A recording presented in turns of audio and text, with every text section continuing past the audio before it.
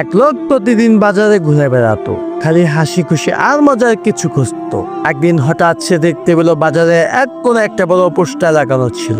পোস্টারে লেখা ছিল, এই যন্ত্র সব জানে, প্রশ্ন করলেই উত্তর দিবে। সে চট করে ঢুকে পড়ে ছোট একটা ঘরের ভিতরে একটা কালো বাক্সের মতো যন্ত্র রাখা ছিল। যন্ত্রের গায়ে বোতাম ছিল।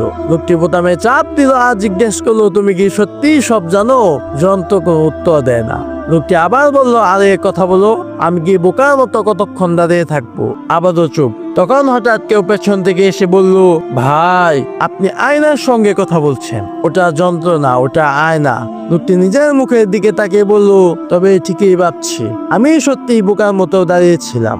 সবকিছু যাচাই না করে বিশ্বাস করা উচিত নয়। অনেক সময় বাহ্যিক চমক বা বিজ্ঞাপন থেকে আমরা কিছু না বুঝেই মুগ্ধ হয়ে যাই, প্রশ্ন না করে মেনে নিই।